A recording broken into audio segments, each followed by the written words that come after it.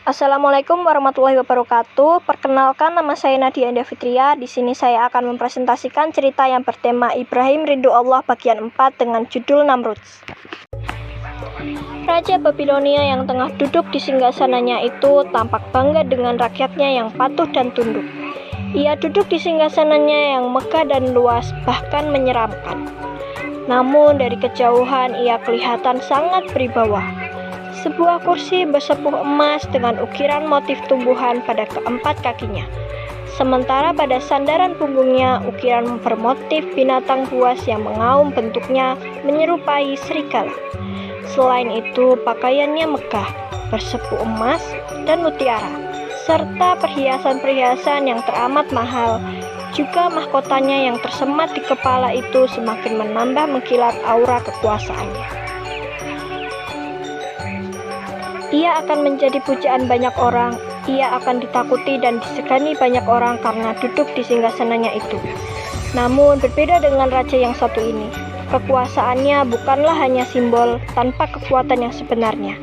Kekuasaan bukan hanya gertakan yang diwakili oleh singgasananya, membangun kata-kata megah yang menelan banyak biaya dan menaklukkan ribuan budak. Semua itu agar orang lain mengakui bahwa ia adalah seorang raja yang sangat luas kekuasaannya, sangat hebat kekuatannya, dan sederet puja-puji dari negara taklukkan padanya. Tak hanya itu, susah payah ia membangun budaya dan peradaban tertentu untuk melanggengkan kekuasaannya. Seperti saat ini, perayaan tahun baru yang selalu semarak tiap tahun itu, susah payah ia merencanakan agar dongeng penciptaan ini terus dibangun secara kontekstual, dibumbui dengan hal-hal kekinian agar para pendengarnya tidak bosan. Tetapi yang terpenting agar rakyatnya terus percaya bahwa ia adalah satu-satunya penguasa titisan Dewa Marduk, sang pemenang perang. Baginya, mitos-mitos seperti ini penting dan terus-menerus digali dan dikontekstualkan pada kenyataan zaman yang berlaku pada saat itu. Seperti yang dilakukan kepada perayaan tahun baru kali itu, Enuma Elis yang diperdengarkan ini dimaksudkan untuk mengukuhkan kekuasaannya agar tak bisa digoyang. Sebab bagaimanapun kekhawatiran itu tetap ada. Seorang raja yang telah menaklukkan berbagai tantangan bukan berarti telah aman dalam singgasananya. Akan tetapi ada musuh-musuh tak terlihat yang diam-diam akan menggerogoti kekuasaannya. Mitos-mitos ini dibangun untuk menggalang kekuasaan massa bahwa ia adalah raja yang didukung banyak pihak. Dengan demikian, ia bisa memastikan bahwa kekuasaannya dibangun melalui mitos-mitos bawah sadar itu akan menggelengkan kekuasaannya. Dewa Marduk, dewa nasional bangsa Babilonia, mempunyai anak yang bernama Dewa Bacchus atau Dewa Matahari. Dengan dirinya lah titisan dari Dewa Matahari itu, maka tidak ada sahnya jika dia memerintahkan kepada rakyatnya untuk menyembahnya. Semua ini adalah wujud dari pengakuan loyalitas dan ketundukan rakyat kepada rajanya. Hal ini juga untuk mengukur seberapa jauh kekuatannya akan bertahan lama dari rakyat yang tunduk dan tidak ada yang memberontak. Siapa saja yang ketahuan membangkang dan tidak menyembahnya, maka hukumlah yang akan berbicara. Sebab penyembahan itu tak sekedar karena dirinya yang gila hormat, akan tetapi bukti bahwa kekuasaannya masih tersedia dengan baik. Semakin sedikit yang memberontak dan semakin banyak yang tunduk, maka kekuasaannya bisa berlangsung panjang. Sambil mengedarkan pandangan ke sekeliling, Namruds menarik napas panjang. Satu ketentraman di sana saat melihat rakyatnya semakin terbius dengan Enuma Elis yang diciptakannya. Rakyatku telah tunduk pada Enuma Elis. Akan kupelihara terus kebodohan ini sepanjang pergantian tahun agar akhirnya mereka tunduk. Jika tidak, akan ada hukuman yang berat menanti. Batin Raja Namruds. Sementara sang pendongeng telah selesai membacakan cerita, ia disambut dengan tepuk tangan yang meriah sekali. Penduduk Babilonia waktu itu makin yakin bahwa Dewa Marduk memang satu-satunya pencipta, tetapi juga penakluk sejati, sebagaimana penduduk Babilonia yang telah menaklukkan sungai hingga sejahteralah hidupnya. Maka dari situ kita bisa mengambil kesimpulan tuhan-tuhan rendahan yang mereka sembah disifatkan dengan sifat penduduk Babilonia waktu itu yang merasa bangga bahwa peradaban yang mereka bangun adalah hasil kerja mereka setelah berhasil menaklukkan alam. Kepercayaan terhadap Dewa Marduk sebagai pencipta, penakluk, pemenang, bahkan menjadi Tuhan pemersatu bangsa-bangsa Mesopotamia. Waktu itu terjadi secara sistemik. Hampir tiap kepala dari penduduk Mesopotamia harus mengakui itu, jikapun ada yang berbeda. Itu hanya segelintir, suaranya pun tak pernah nyaring. Tiap kali ia hendak bersuara, berbeda dari kebanyakan orang, maka suaranya terlindas oleh kepercayaan bahwa Dewa Marduk adalah pencipta alam semesta. Mereka menganggap bahwa kebenaran itu tatkala dipeluk oleh mayoritas orang. Sebuah kebenaran jika tak dianut oleh mayoritas orang bukan dianggap sebagai kebenaran. Mereka menganggap mustahil banyak orang yang bisa salah. Yang salah satu adalah para pemberontak dan para pemikir yang melawan arus. Padahal Al-Quran sendiri dengan membantah kebenaran masjid diikuti oleh mayoritas orang. Seperti kali ini, di tengah hiruk pikuk suara mendukung Dewa Marduk sebagai dewa tertinggi bangsa Babilonia, terdapat suara-suara minor untuk membantahnya. Seorang bapak dan anak meninggalkan sawah dan ladangnya. Mereka benar-benar tak bekerja di hari mulia ini untuk berkumpul dan mendengarkan Enuma Elis tentang penciptaan alam semesta. Di tengah gempita dan sorak-sorai yang membahana untuk mendukung Dewa Marduk, anak berusia 11 tahun yang berada di samping ayahnya itu berkata kepada ayahnya dengan pertanyaan yang mampu membuat Raja Namrud marah jika mendengarnya. "Hus, lancang sekali bicaramu. Kalau raja tahu kau bisa digantung dengan kata-katamu itu. Sudahlah, kau ikuti saja apa yang ada. Jangan bertanya macam-macam jika kau masih ingin terus hidup," kata ayahnya. Marduk, dewa pencipta alam semesta. Terdengar yel-yel dari suara riuh terendah yang mereka teriakkan. Suara sang anak tadi tenggelam diibas oleh bapaknya sendiri dan terkubur oleh suara kaum Babilonia yang bersatu untuk mendukung Dewa Marduk. Suara anak kecil tadi menjadi tak berdaya. Ia seperti bulir-bulir air yang mencoba untuk melawan arus yang deras, tetapi tak sanggup melawan arus deras itu. Dengan demikian, sesungguhnya kekuasaan Namrud bercokol di atas singgasananya, ketakutan dan kesegaran rakyat Babilonia kepadanya. Bukan pada kepatuhan tulus karena Raja Namrud telah berlaku adil kepada mereka. Mereka pada akhirnya mengakui Dewa Marduk karena ancaman yang besar jika tidak menyembahnya. Bukankah lebih baik mengikuti apa kemauan raja mereka daripada dihukum mati? Sikap kepatuhan terpaksa itulah lama-kelamaan mencairkan pengakuan dalam diri mereka bahwa Dewa Marduklah pencipta alam semesta. Terkubur sudah fitrah mereka untuk menyembah Allah saja. Setelah pembacaan Enuma Elis tentang Dewa Marduk itu selesai, seluruh penduduk tenggelam dalam pesta pora. Mereka berpesta daging buruan yang dipanggang di atas bara api, babi hutan, kijang, dan lembu. Mereka giring ramai-ramai dari hutan yang keempat kakinya diikatkan pada sebuah tongkat penyangga dan digotong beramai-ramai. Sesampai di dekat istana Babilonia, lantas dibakar hingga sampai seluruh dagingnya matang. Setelah kenyang berpesta, mereka menutupnya dengan minum-minuman keras berbotol-botol banyaknya. Mereka minum sampai mabuk dan hilang ingatan.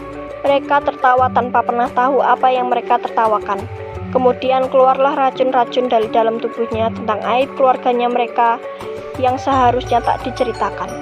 Tentang kebiasaan-kebiasaan buruk mereka melakukan maksiat dengan sembunyi-sembunyi. Semua ditumpahkan tanpa ada kendali di pikiran sehatnya. Yang luar biasa besarnya, bahkan kekayaan itu tak terkubur oleh zaman meskipun telah berlalu 3 abad kemudian. Tapi baja perang bersepuh emas, cincin bermata berlian, gelang, kalung, serta panci dan cerai yang semuanya berlapis emas dan baru ditemukan pada abad 21. Ia sangat takut kehilangan kekuasaannya. Ia takut jika kelak ia tak berkuasa lagi, maka ia akan kehilangan semua kekayaan yang sangat berharga itu. Sehingga ia berusaha merancang bagaimana kekuasaannya bisa terus terpelihara tanpa ada yang menjengkelnya. Kalau perlu sampai seumur hidupnya atau di atas jasadnya kelak, dirinya akan tertimbun tanah yang berasal dari emas.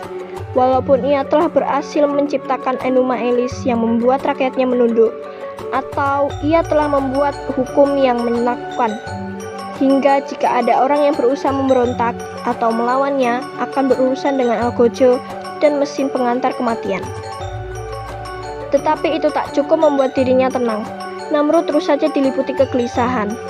Ia terkena penyakit hati memandang dunia dari sudut paling picik, seolah-olah banyak orang yang ingin menjatuhkan dirinya. Kekuasaannya dirongrong oleh perasaannya yang sesungguhnya tidak dapat dijadikan rujukan.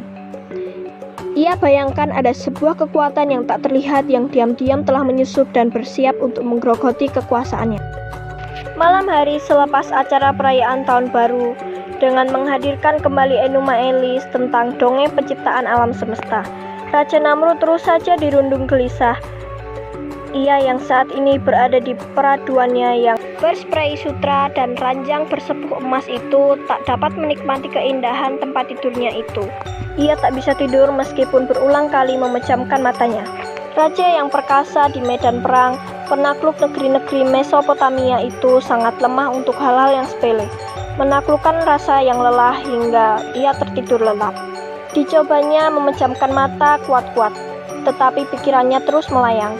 Dibukanya jendela dan dihamparkan pandangannya pada pemandangan indah di luar sana.